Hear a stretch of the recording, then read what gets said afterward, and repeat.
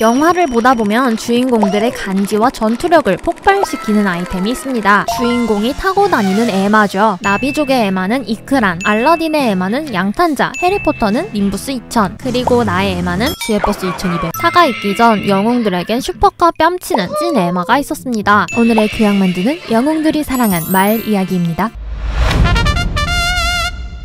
삼국지 처돌이들의 가슴을 웅장하게 만드는 그 말. 네, 예상하셨다시피 첫 번째 말은 최강관우의 에마 적토마입니다. 적토마는 명마의 조건을 두루 갖춘 육각형 올라운더마였는데요. 삼국지 연의에서 적토마를 묘사한 문장을 보면 하차가 모지는 화려한 비주얼에다가 과정 좀 섞어서 하루에 1000리를 달렸다는데 한나라에서 1리는 415.8m, 하루를 12시간이라고 치면 12시간 동안 415.8km를 달린 건데 서울에서 해남까지의 거리가 약 400km입니다. 쉽게 말해 체력이 깡패라는 거죠. 게다가 관우가 죽은 뒤 시금을 전폐하며 따라 죽었다는 전설 같은 썰을 남기며 충성도마저 200% 증명해낸 갓병마. 아니 이런 말이 실존 가능하냐? 전문가들에 의하면 적토마는 중앙아시아 서남부 투르크메니스탄의 아할테케 혈통으로 추정된다고 합니다. 윤기 좔좔 물광 피부에다가 몸통이 가늘고 길어서 덥고 건조한 기후를 잘 견딘다는 것이 특징인데요. 실제 1935년 아할테케 55마리가 약 4,330km의 거리를 84일 만에 완주한 기록이 있습니다. 중간에 불사막 코스가 있었는데도 물 한 방울 마시지 않고 폭풍 질주를 했다죠. 적토마의 괴물 체력은 나름 근거가 있었던 것입니다. 근데 중앙아시아 출신 말이 왜 갑자기 대륙의 드림마가 됐을까요? 이건 한 인간의 집착에서 기원한 듯 보입니다. 한나라의 7대 황제인 한무제, 이 인간. 당시 한무제는 말을 탄 오랑캐들의 잦은 습격으로 짜증이 극에 달해 있었습니다. 계속 싸움에서 지는 이유가 우리 말이 약해서라고 생각했죠. 그러던 중 피땀을 뚝뚝 흘리며 하루 1000리를 달리는 전설급 말이 있다는 소식을 듣습니다. 그게 바로 아할테케고 중국에서는 한열마라고 불렀는데요. 진짜 피땀 눈물을 흘린 건 아니고요. 그냥 기생충한테 물려서 피난 거랍니다. 아무튼 눈이 돌아버린 한무제는 한열마를 얻기 위해 특파원을 파견했으나 무참히 협상 결렬. 자, 말로 안 되면 주먹이죠. 대규모 원정대를 2차례나 출동시켜서 결국 한열마 3000마리를 뜯어냅니다. 하지만 최소 7만 명의 병사를 잃었기 때문에 사실상 패배나 다름없었죠.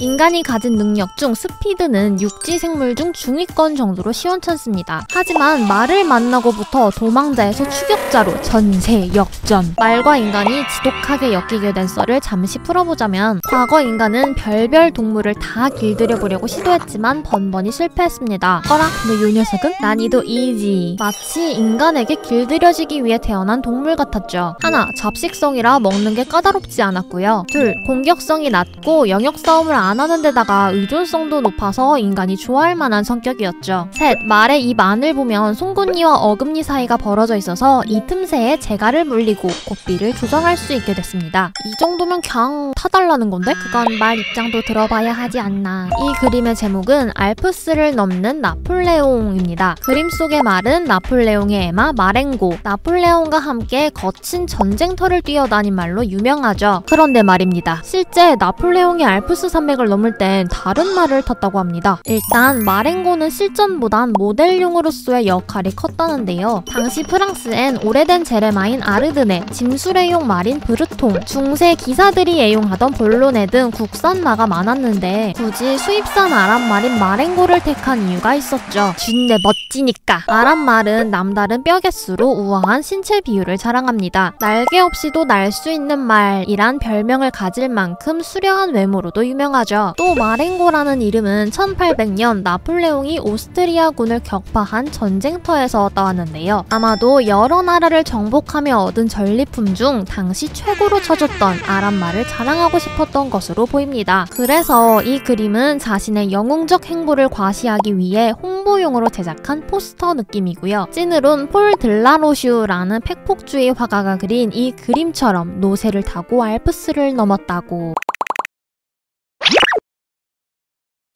초원의 정복자 징. 징기스칸의 에마는 딱히 알려져 있진 않지만 칭기스칸의 기마 부대는 넘을 수 없으면 돌아가면 된다는 말을 남길 정도로 기동력이 역대 최강이었습니다. 그들의 치트키는 몽골말, 왜소한 체격 때문에 유럽 애들이 자기네 말과 비교하며 쬐끄만게 쥐새끼 같네 하고 놀려도 몽골인들은 어쩌라고를 시전합니다. 그만큼 자신있어!